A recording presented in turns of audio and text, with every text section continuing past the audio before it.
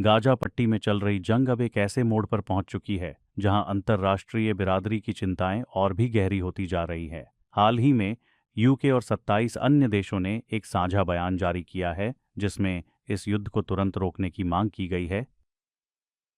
Mr. Speaker, today I join a statement of 31 foreign ministers as signatories with a simple, urgent message: the war in Gaza must end now. There is no military solution. Negotiations will secure the hostages. Further bloodshed serves no purpose. Hamas and Israel must both commit to a ceasefire now, and the next ceasefire must be the last ceasefire. I thank the United States, Qatar and Egypt for their tireless efforts, and I'm sure all members share my intense frustration that it has not happened. Until there is a breakthrough, we must keep doing all we can to relieve the suffering.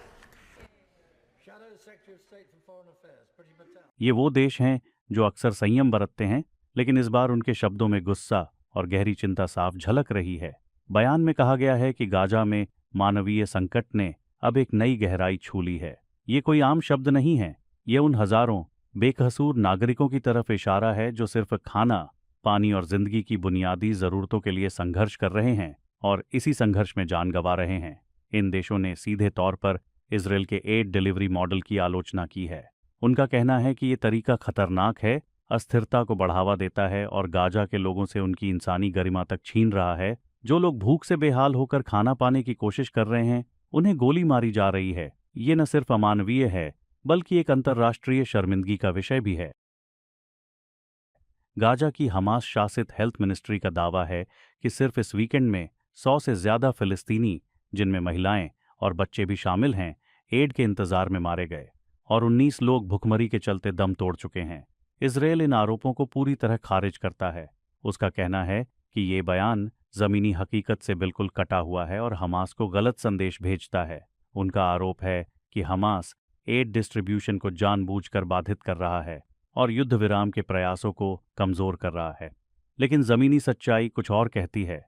जब add distribution के नाम पर बनाए गए GHF, Gaza humanitarian foundation के केंद्रों के पास ही पिछले 8 हफ्तों में 674 लोगों की मौत हो जाती है और एड के रास्ते में 200 से ज्यादा लोग मारे जाते हैं, तो सवाल उठता है, मदद देने का ये कैसा तरीका है?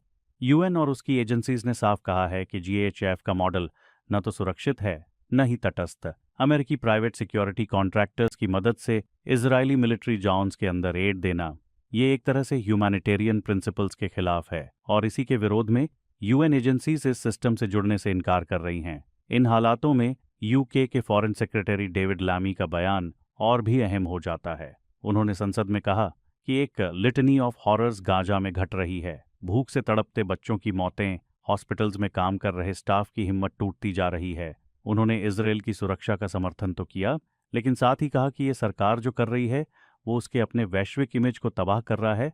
इजरायल की तरफ से सफाई में कहा गया है कि उन्होंने वार्निंग शॉट्स दिए थे क्राउड को पीछे हटाने के लिए, लेकिन जब हंगर इतनी भयानक हो कि भीड़ एकदम टूट पड़े एड ट्रक्स की तरफ, तब वार्निंग शॉट्स किसे समझ में आते हैं? UN एजेंसियों का कहना है कि हंगर अब डेस्परेशन के नए स्तर पर पहुंच चुकी है। 90,000 महिलाएं और बच्चे इमीडिएट न्यूट्रिशनल ट्रीटमेंट की जरूरत में हैं। हॉस्पिटल्स में बेबी फार्मूला तक खत्म हो चुका है। अलग-सा हॉस्पिटल के स्पोक्सपर्सन ने कहा, बच्चों को एक बोतल दूध देना तक मुमकिन नहीं क्योंकि बाजार में कुछ बचा ही नहीं है। और इस बैकड्रॉप में इजरायल की ह्यूमैनिटेरियन सिटी बनाने की योजना को भी इन 28 देशों ने पूरी तरह खारिज किया है। उनका कहना है 2.11 मिलियन लोगों को रफा के एक कोने में परमानेंटली शिफ्ट करना, ये अंतर्राष्ट्रीय कानून का उल्लंघन है। ये एक डिस्गाइज्ड डिस्प्लेसमेंट है, जबरदस्ती की जगहांतरण। साफ शब्दों में इन देशों ने कहा है कि अब और देरी नहीं की जा सकती, युद्ध अब खत्म होना चाहिए। एक इमीडिएट, अनकंडीशनल और परमानेंट सीज फायर जरूरी है और अगर जरूरत पड़ी तो वे फर्दर एक्शन के लिए भी तैयार हैं। ये शायद आने वाले समय में पैलेस्टाइन को एक अलग राज्य के रूप में मान्यता देने की तरफ एक इशारा हो सकता है।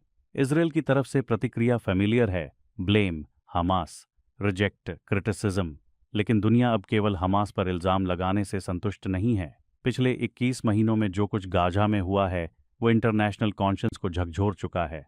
इजरायल का मिलिट्री कैंपेन, जो हमास के साथ अक्टूबर 2023 के हमले के जवाब में शुरू हुआ था, अब 55,000 से ज्यादा लोगों की मौत तक पहुंच चुका है, जिनमें बहुसंख्यक आम नागरिक हैं। सवाल अब सिर्फ सीज फायर का नहीं है। सवाल ये है कि क्या इस युद्ध के केंद्र में इंसानियत अब भी कोई मायने रखती है? क्या भूखे, बेघर, घायल लोग अब भी इस दुनिया की प्राथमिकता हैं? इस बार जवाब देना मुश्किल है और जरूरी भी।